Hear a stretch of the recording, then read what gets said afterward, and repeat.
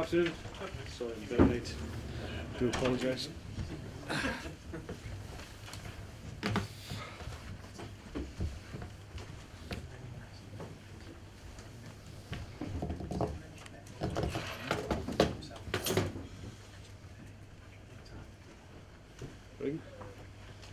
Shall I kick off?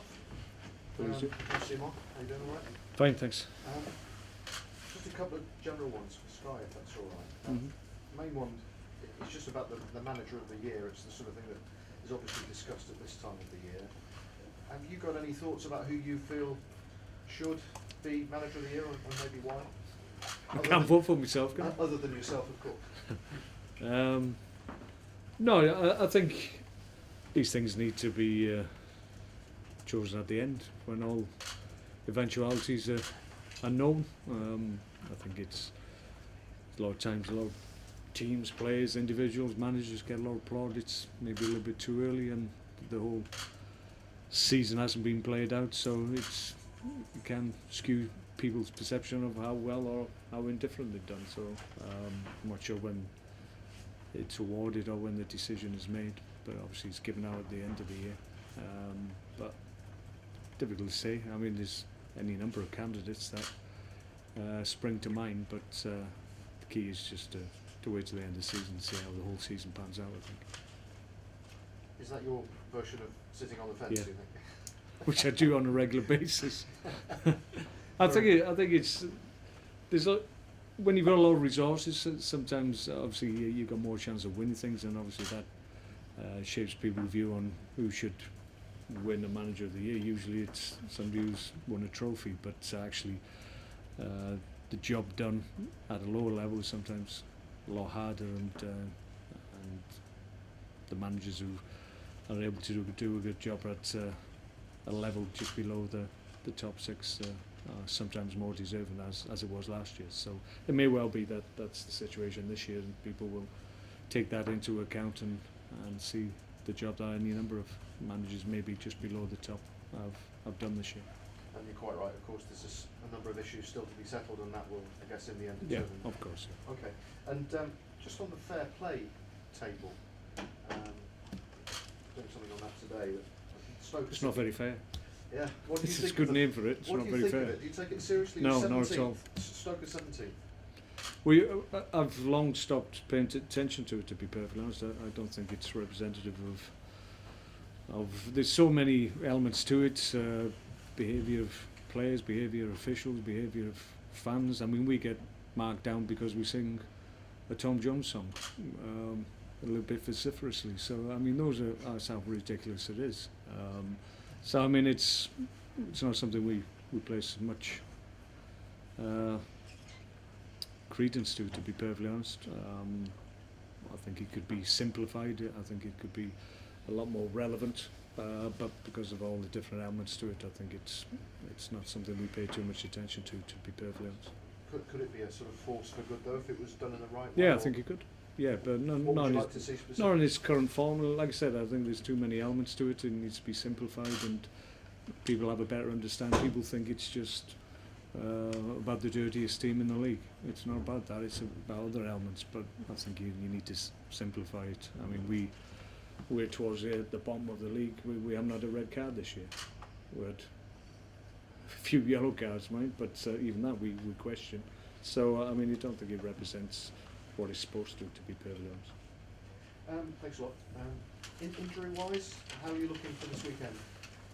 Well, unfortunately, we lost Mark Hughes yesterday just to a slight strain in his hamstring, which is a shame because he's certainly in my thoughts for the remaining games that we've got. But we don't. It's nothing like the injury he had 4 or 5 weeks ago. So it's just a little bit of tightness in there. But obviously, because it's on a Friday before a Saturday game, he's going to miss out, unfortunately. But apart from that, Mark Wilson just got a bang on his wrist again, which obviously is irritated. It's in a cast as we know, and he broke it a couple of weeks back. But hopefully that'll settle down overnight and he'll be okay. And funny enough, Eric Peters had a bang on his wrist as well, which he's had surgery on, so that's going to be a little bit sore as well. But we feel both of those will be available.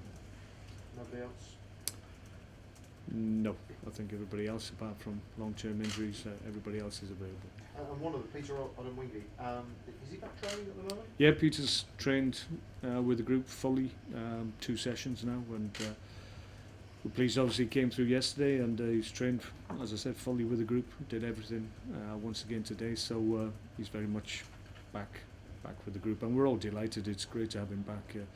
Big miss this season for us to lose him so early in the season. He came here this time last year and made a huge impact on the team, and we could have done with him on more occasions this year. But we're grateful that he's back to where he was, and basically now it's just a case of getting him game time, getting him up to speed with the group, and once he does that, then hopefully I can get him on the pitch before the end of the season. That's the hope. I think it'd be good for him, certainly be good for us if we can get him back on the pitch. I mean, time is not exactly on your side in that respect. No. So what sort of timetable do you think is realistic? Well, I mean, he's back with the group now.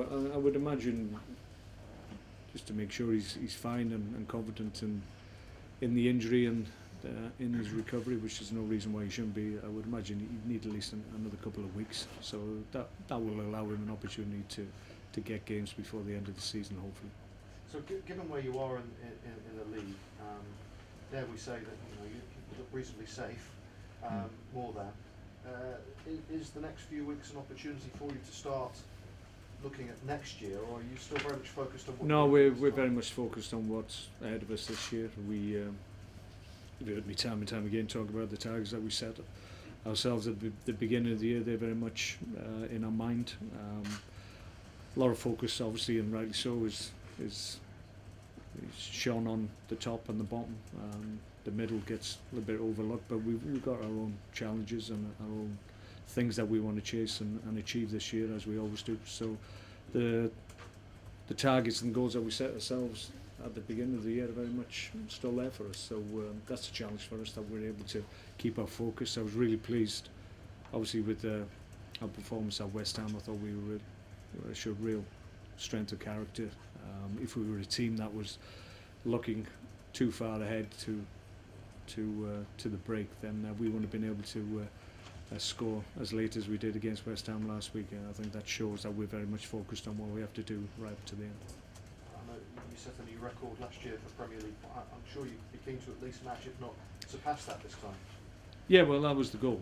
Yeah, that's what we set ourselves. We wanted to obviously progress, and you progress and you show that by beating standards and levels that you've hit before. So that was a challenge for us this year, and we've still got an opportunity to do it. So given we've been hampered somewhat with the injuries that we've had this year, more so than we did last year, so if we can do it this year and beat the total that we got in the Premier League, that I think it'd be more satisfying this year than last year, because of the key players that we've missed for extended periods. So that's the challenge for us. Can we do it? We'll soon find out. Well, Southampton, talked about potential candidates for managers of the year. Ronald Koeman would be on many people's shortlist if he gets the job done and gets them into a position they've not been in before. Yeah, he's done what sort of challenge are they for you this weekend? What jobs? Yeah, big challenge. He's done an outstanding job. I mean, I think there was some talk that obviously they had a lot of disruption. They lost a number of key players, or made the decision to sell them for good money. They had a change of management, so there was a lot of change going on. But people were suggesting that they might be in trouble this year and possibly get relegated. Well, I never saw that at all at any stage, because I think they were just above us. They were 8th in the Premier League. They sold good players, but reinvested the money. I think they spent something like £60 million on replacements. So from my view, they were never ever going to be in trouble this year. So I think people have to remember that. But even so, you still have to recruit well. That's all part of being a good club, good run club. You have to get the right people in. That includes the manager, which they certainly have done. So they've had a great season, and like ourselves, they're pushing to try and improve on what they did last year. So I think that's why it'll be a good game tomorrow. I think both clubs certainly have still things to play for. It's not just a dead rubber, so to speak. It's not just fulfilling a fixture for either team tomorrow. So I'm looking forward to it. And I think you picked up 1 point in 12. Is there a danger your season could taper off from here? If No, you're very careful? no, not at all. Prior to that, we got 9 out of 9. So I mean, we just come through a period where the last 4 games we've had 3 away from home. So we're really pleased that we're back at the Britannia. We've got 2 back-to-back home games now, so good opportunities for us to pick up maximum points. So we're looking forward to it. And just a couple of things on individuals. I mean, you're going to be linked with all and sundry virtually every day from now until, well, when the window shuts in August, I guess. Can I just throw a couple of names at you? I'm not sure I can pronounce them, but let's call him Moha from Barcelona. And Barcelona is another link that he seems to have forged in the last couple of years. Is there anything in that? Yeah, there's hope that we'll be able to conclude that deal. I think it's where we find ourselves at the moment. We're trying to improve the quality of the under-21 group. He's a good young player. He's one we think we can bring to the club, so we'll try and pursue that one. And it looks very hopeful. We're actively looking to increase the quality of the under-21 development group, because we feel that's what we need to do, so that we've got good young players, obviously playing well for the under-21s, developing with Glenn Hodges, but still pushing to try and get in my squad. So we probably likes of Ollie Shenton and a couple of young lads. That's all we've had this year. So we need more pushing and more young players developing. So we're actively in the market to try and get good young players here for the future.